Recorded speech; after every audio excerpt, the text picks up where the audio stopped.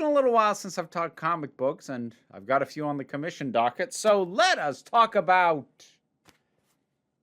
Justice League, The Nail. This I was actually commissioned to take a look at a while ago. I try not to dwell on how backed up my commissions are. I'm working on it. But this is a graphic novel collection. It's the complete collection. So this must have been released in issues, but it doesn't make it clear, where the breaking points are between issues, etc. So I can't really judge it like that. I'm going to judge it as a complete package. And this is an Elseworld story, which Batman White Knight, which I think was the last comic book review I did, was also an Elseworld story. So this one takes the starting point of what if the DC universe didn't have Superman? And that's a really interesting thread to pull, and the way in which the world is different, I think, was fairly thoughtful and interesting. So I am going to have to talk about this in some detail. This isn't quite what I call spoilers, because this is like just sort of giving you an idea of things. A lot of this is established very early on. So what you realize as you read it is that the main thing that Superman gave people, more than anything else, was a sense of trust and confidence that super-powered people could be, for lack of a better word, objectively good. And what you realize is, without him to be the beacon, without him to be the paragon that he is, there's a lot more doubt, there's a lot more fear around superpowered people. And it's much easier for people's trust in them to be shaken than the world that has Superman. And so you run into situations like in Metropolis, where Lex Luthor is mayor and he clamps down hard on superpowered vigilantes in the city. And that is a opinion that is popular enough that he kind of ran on it, because people don't trust them. Now, they're not doing the thing where, like, superheroes aren't even a thing because Superman was the first. They're not doing that. Like, all the other heroes are pretty much in place, more or less, as we're used to seeing them. Some minor tweaks on a couple of them, but they're pretty much all there. Batman's around, the Justice League's around, Wonder Woman, Jon Jones. The cast in this thing is a kind of preposterous, to be honest. It spans a lot, and some deep cuts in this. Some deep cuts that end up like being really important. This thing has an odd fixation with Amazo, of all freaking characters. But anyways, it is interesting to me that by and large these characters are still in place more or less as we're used to seeing them, but we're just seeing how the world is a little less stable for Superman not being in it. And it's really interesting for about half the run. And then, unfortunately, it does a thing where I was very disengaged for the back half.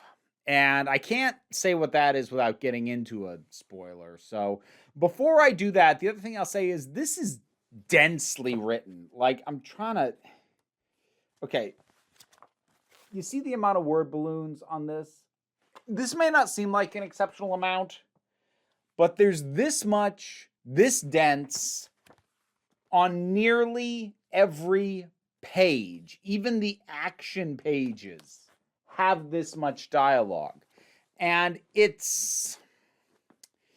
Everybody talks very matter-of-factly. I'm not going to say nobody has a unique voice. Some of the characters do.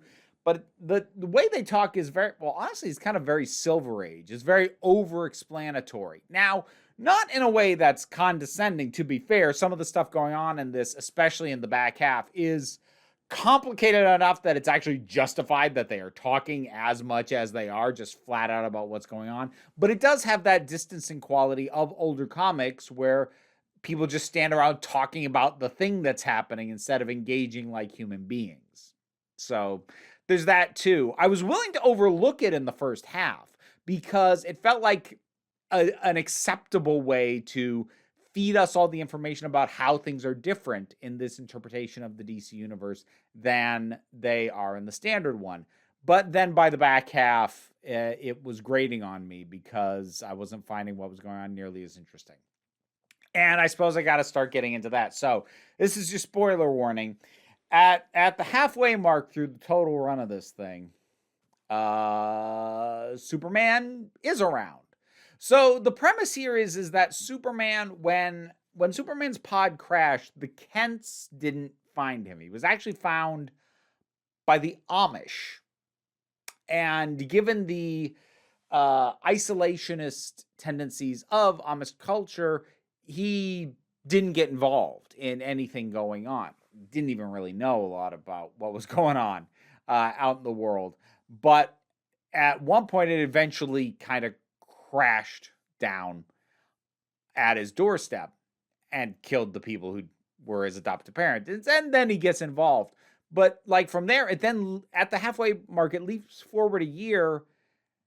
And then it just reads like a very minorly tweaked Elseworlds rather than one built around the central idea of no Superman. Because while the stuff that went on in the front half and like because there is an overarching plot in terms of a scheming villain, with big plans. While that was not really in any way dependent on Superman, you could see how this plan was progressing the way it was in a way that was different from how it would have if Superman was around. But once he's around in the back half, like there's almost no the story, seriously, its major points could have been done in the main DC universe.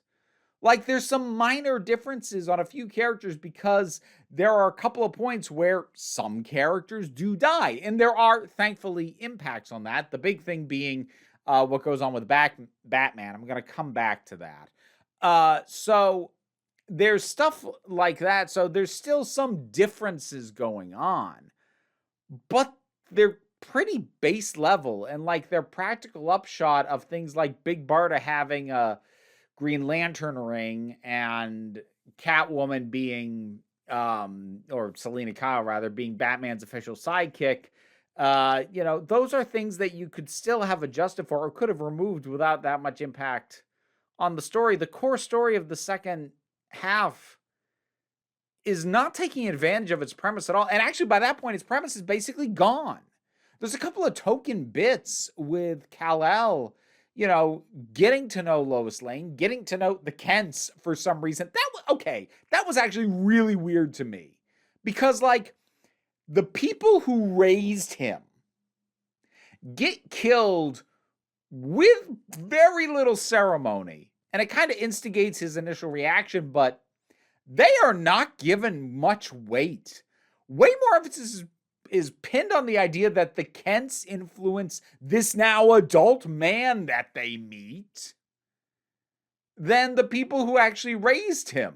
Like, their raising of him from a child to a man comes up a couple of times in dialogue, but has no meaningful impact. And this Superman doesn't have an alternate identity. He's not Clark Kent. He's Superman all the time. But that also has almost no impact on the story. It makes for some slightly thoughtful exchanges, like when John Jones tells him, you have been running nonstop for a year. Even with everything you're capable of, you need to slow down and, take a break, dude. And obviously, the Clark, the Kal-El, the Clark that we know wouldn't do that because he has to maintain a civilian life and be with Lois, etc. So, but that's dialogue. In a practical sense, it's it doesn't make a difference. the way the story pans out. I mean, the second half basically becomes a very condensed, it's not literally a retelling of Crisis on Infinite Earth, but it feels like a very condensed Crisis style story, and it's not bad. And if I'd read it in isolation, I probably would have thought better of it. But coming on the heels of the front half that was actually doing something with the idea that Superman's absence made the world different, in the back half, like, I could have handed this to somebody who did not realize it was set in an alternate universe, and there would only be a couple of questions they'd be asking me, like, wait, what happened here? But for the most part, the way the story progresses, the way the characters behave, who's involved, yeah, no, that's who would be. That's how it would go down. There's nothing about the second half that is an Elseworld story, as far as I'm concerned, for all intents and purposes. And, like, what they do with Batman is odd. So, okay. Again, this plays better in the first half. Because, so, the Joker gets given, like, some additional powers by the big machinations villain of the front half, and he uses those to, we don't see it, thankfully, but it's made very clear, flay Batgirl and Robin to death in front of Batman, and Batman was made to watch. And it's exceptionally grim. It's the grimmest thing in the entire book. And, like, some other characters do die, but nobody like that. And while it does, thankfully, have the kind of weightful impact on Batman that it should, I still can't help but feel like it's kind of gratuitous. Because in the front half, at least, the driving thing there is that it drives him to actually kill the Joker, which I will let this go because it is an Elseworlds, but generally speaking, I'm not okay with the idea of Batman killing the Joker, or Batman killing at all, but especially not the Joker, because as much as people talk about, this would break somebody, this would make him step over the line, like a normal person, yes. Me, you, yes. But not Batman. Batman doesn't break. Because if Batman breaks, what's the point of Batman? It's like the same thing that I think whenever people are like, oh, who's faster, Superman or the Flash? It has to be the Flash. Otherwise, what's the point of the Flash? That's what he is. He's the fastest man alive. That's what Batman is. He's the man whose only powers are more money than any human being should have and a cast iron will that won't break. So the idea of Batman snapping, I inherently have a problem with. Again, I'll let it go in this case because it's an Elseworlds. But the idea of him killing the Joker does have an impact in the front half because it contributes to the growing distrust of vigilantes and superhero characters.